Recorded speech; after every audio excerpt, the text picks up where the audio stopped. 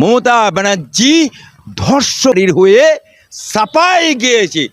যে কোনো ধর্ষণকাণ্ড হলে উনি ওটাকে লঘু করার চেষ্টা করতেন। উনি রেট বাঁধতেন 10 লক্ষ টাকা, 20 লক্ষ টাকা, 25 লক্ষ টাকা। দেখুন, ধর্ষণ সে যেই করুক, যে মাজাবের করুক, যে ধর্মের করুক, আর যেই করুক, এটা অত্যন্ত নিন্দনীয় ঘটনা, অত্যন্ত কুরুচিকর ঘটনা। এবং এই ঘটনা নিন্দা প্রকাশ করে এর বক্তব্য দেওয়া যায় না। আমরা দেখেছি এই বাংলার বুকে মমতা বুবু, মমতা খালা, মমতা আপার আমলে অভয়াকাণ্ডকে রেপ করে হত্যা হতে দেখেছি।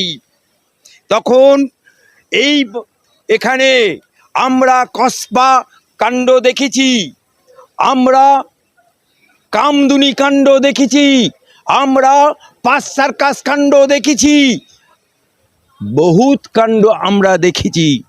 কিন্তু মমতা ব্যানার্জিকে কোনোদিন সরকারে থাকাকালীন মোমবাতি মিছিল করতে দেখিনি। কিন্তু মমতা ব্যানার্জিকে কোনোদিন দেখিনি ধর্ষকে দেনেন দেয়ার গ্রেপ্তার করতে। মমতা ব্যানার্জি ধর্ষণকারীর হয়ে সাপাই গিয়েছে। ওটা প্রেম ঘটিত ঘটনা। যে কোনো ধর্ষণকাণ্ড হলে উনি ওটাকে লঘু করার চেষ্টা করতেন। উল্টে উনি রেট বাঁধতেন 10 লক্ষ টাকা, 20 লক্ষ টাকা, 25 লক্ষ টাকা।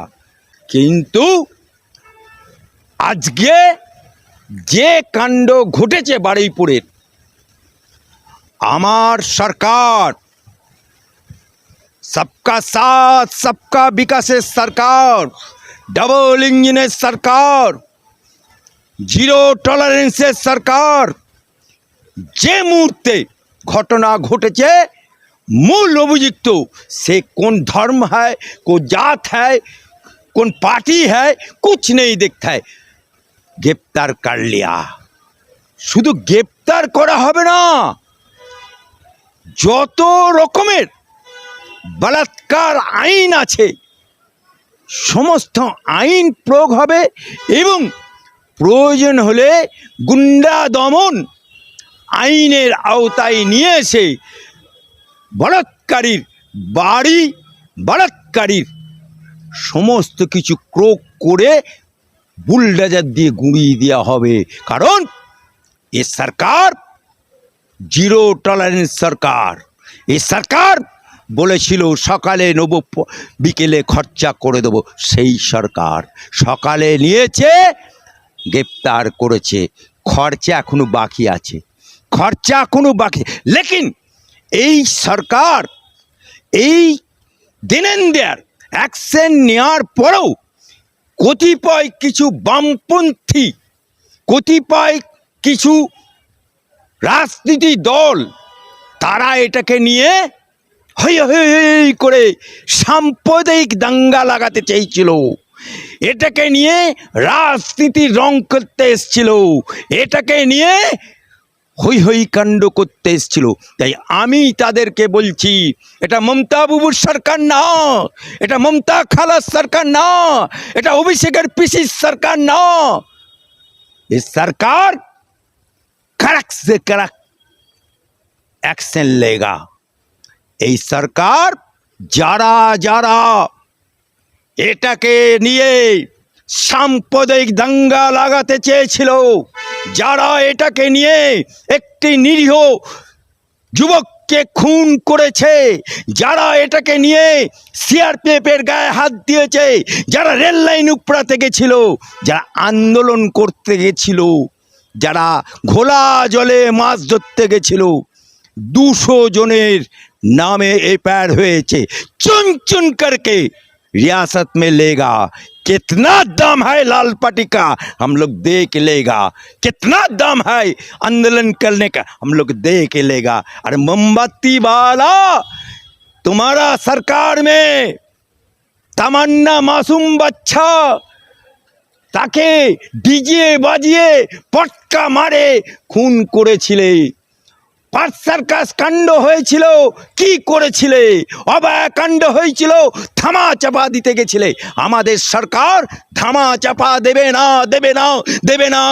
তাই আমরা চাই বাংলায় যারা অশান্তি করতে গেছে, বাংলায় বারুইপুর কাণ্ডকে নিয়ে সাম্প্রদায়িক দাঙ্গা লাগাতে গেছে, বাংলার বুকে বারুইপুর কাণ্ডকে নিয়ে হিন্দু মুসলমানের তাস খেলতে গেছে, किसी को छोड़ेगा नहीं। सो जो मजहब का है, जो धर्म का है, जो पार्टी का है, देख কেমন লাগে, মজা আমরা দেখিয়ে দেবো।